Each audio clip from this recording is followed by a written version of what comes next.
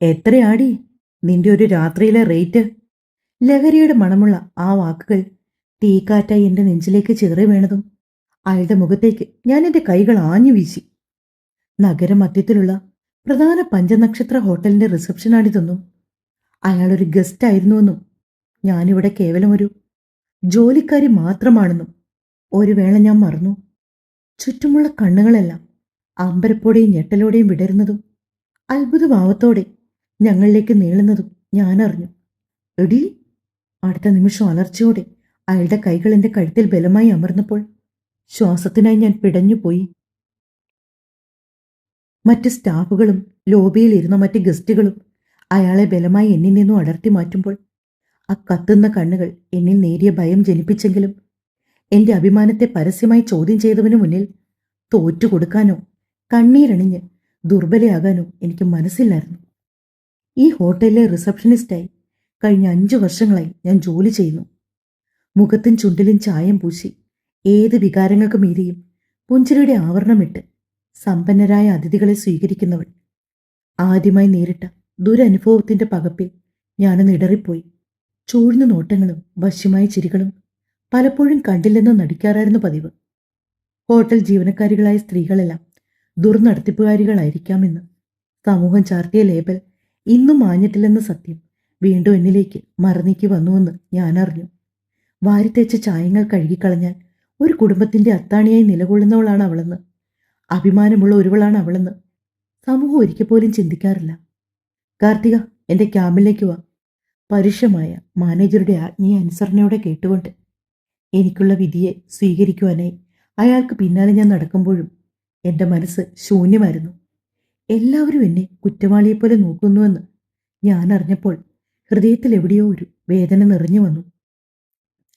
South ഇന്ത്യയിലെ പ്രധാന business ഗ്രൂപ്പായ ശോഭ ഇൻഡസ്ട്രീസിന്റെ തലവൻ രാജീവ് മേനോൻ, അയാളെയാണ് ഞാൻ കൈനീട്ടി അടിച്ചതെന്ന്, ഈ ഹോട്ടലിൽ അയാൾക്കും ഷെയറുണ്ടെന്ന്. എന്നെ കേൾക്കാൻ പോലും മനസ്സില്ലാതെ ഞാൻ എന്തോ വലിയ പാതകം ചെയ്ത പോലെ വേണു സാർ എനിക്ക് നേരെ ചീറുമ്പോൾ നിശബ്ദമായി ജനൽപ്പാളികളിലൂടെ ദൂരേക്ക് നോക്കി നിന്ന് ഞാൻ എന്നിലെ ശരികളെ ഉറക്കെ പറയുവാൻ ആഗ്രഹിക്കുമ്പോഴും വാക്കുകൾ തൊണ്ടക്കുഴിയിൽ വീണു മരിക്കുന്നു. അവ ജനിച്ചാലും ചാപിള്ളകളാകുമെന്ന് സ്വയം അറിഞ്ഞു കാണണം. നീ ചെയ്തത് തെറ്റാണ് എന്ന് ഞാൻ പറയില്ല മോളെ. എന്നാലും അവരെപ്പോലെയുള്ള വലിയ വലിയ ആളുകളോട് പിടിച്ചു നിൽക്കാൻ നമുക്ക് പറ്റുമോ? വയൽവരമ്പിലൂടെ വീട്ടിലേക്ക് തിരികെ നടക്കുമ്പോൾ കൂടെ ജോലി ചെയ്യുന്ന സുമച്ചേച്ചിയുടെ വാക്കുകൾക്കും മറുപടി നൽകാനാവാതെ കാറ്റിലുലയുന്ന തെങ്ങോലകളെയും പറന്നകലുന്ന കൊറ്റികളെയും നോക്കി ഞാൻ നടന്നു. മനസ്സിപ്പോഴും അയാളുടെ കലങ്ങിയ കണ്ണുകളിൽ ഉറഞ്ഞുകൂടിയ ദേഷ്യത്തിന്റെ നെരുപ്പോടുകളിൽ വീണ് പുകയുകയായിരുന്നു. ഇന്നാദ്യമായല്ല അയാളെ കാണുന്നത്. കഴിഞ്ഞ കുറേ മാസങ്ങളായി ഇടയ്ക്കിടയ്ക്ക് ഹോട്ടലിലേക്ക് വരികയും 104 നമ്പർ റൂം തന്നെ വേണമെന്ന് ബാലിശമായി ആഗ്രഹിക്കുകയും ചെയ്യുന്നൊരാൾ. ആതിഥേയ മര്യാദകളോടെ നോക്കി പുഞ്ചിരിച്ചാൽ പോലും മുഖം തരാത്ത 30 വയസ്സിനോടടുത്ത സുമുഖനായൊരാൾ.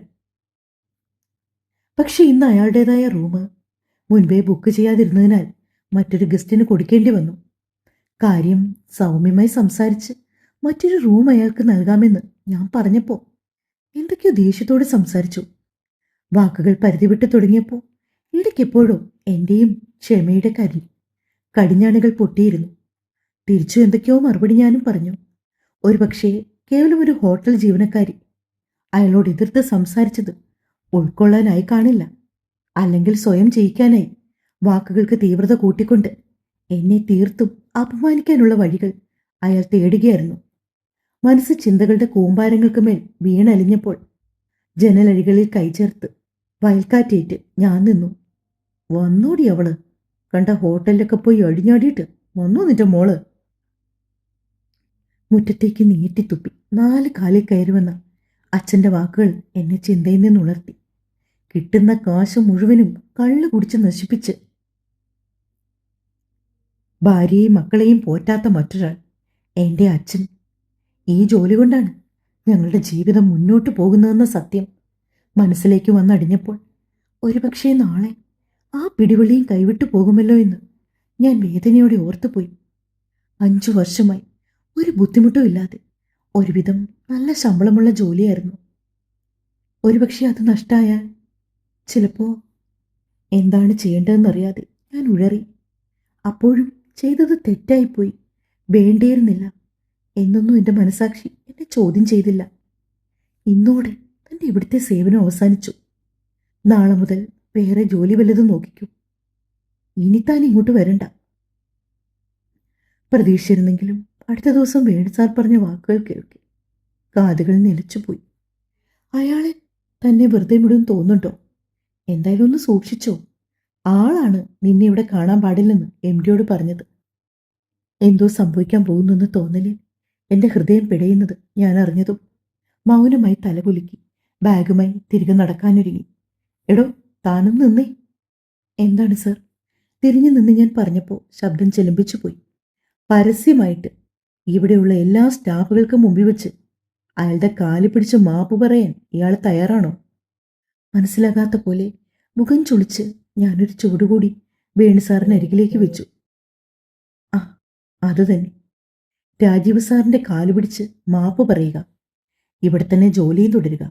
ഒരു കണക്കിന് ആള് തനിക്ക് നല്ലൊരു ഓപ്ഷൻ തന്നെയല്ലേ തന്നത്? പറ്റില്ല സാർ, അയാളാണ് എൻ്റെ കാല് പിടിക്കേണ്ടത്. പണവും പദവിയും ഉണ്ടെന്ന് വെച്ച് പെണ്ണിന്റെ മാനത്തിന് വില ചോദിച്ചാൽ ഇനിയും അയാൾ എൻ്റെ കൈയുടെ ചൂടറിയും. പറഞ്ഞു കൊടുത്തേക്ക് മുതലാളിയോട്. എടുത്തടിച്ചതുപോലെ എൻ്റെ വാക്കുകൾക്ക് മുന്നിൽ അയാളൊന്ന് അമ്പരന്ന് പോയി. എങ്കിൽ വരാനുള്ളതൊക്കെ അനുഭവിക്കും. നിന്നെ ഇനി എങ്ങും ജോലിക്കെടുക്കില്ല. അയാളുടെ ഹോൾഡ് അറിയാലോ.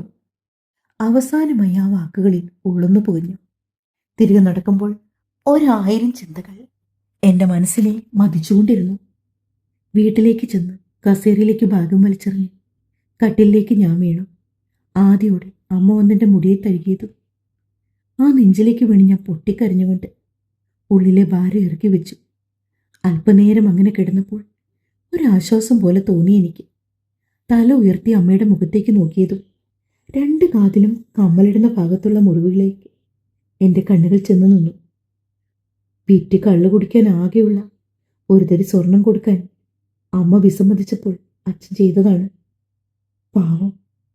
കണ്ണുകൾ കലങ്ങി കവളിൽ അടികൊണ്ട പാടുകളുമായി എന്നെ ആശ്വസിപ്പിക്കുന്നു. നെഞ്ച് വിങ്ങിപ്പൊട്ടി ഞാൻ നിലവിളിച്ച് കരഞ്ഞു പോകുമെന്ന് തോന്നി. അച്ഛൻ പവിത്രമായ ആ വാക്കിനോട് തീർത്തും അവജ്ഞ തോന്നിപ്പോയി.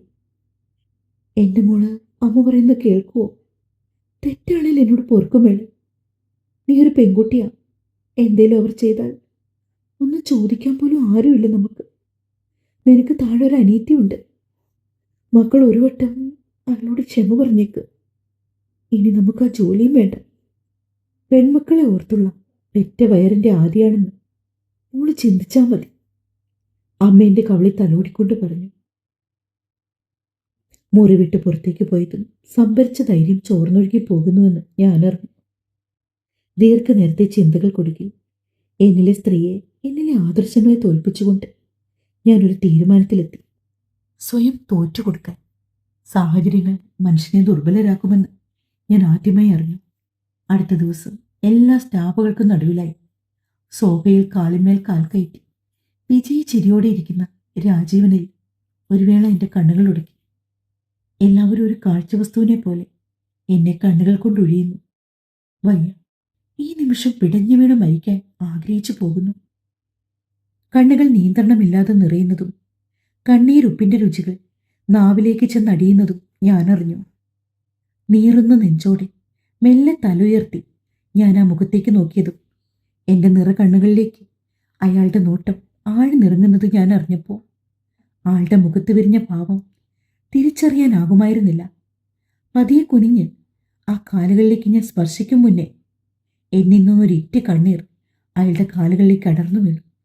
അടുത്ത നിമിഷം അയാൾ ചാടി എഴുന്നേറ്റ് ഒന്നും മിണ്ടാതെ കാറ്റുപോലെ പുറത്തേക്ക് പാഞ്ഞു പോകുന്നതും എന്തു പറ്റിയെന്നറിയാതെ എല്ലാവരും പരസ്പരം മിഴിച്ചു നിൽക്കുന്നതും ഞാനറിഞ്ഞു. സാരി തലപ്പാൽ മുഖം പൊത്തി നിർവികാരതയോടെ ഞാനും അവിടെ നിന്ന് പടിയിറങ്ങി.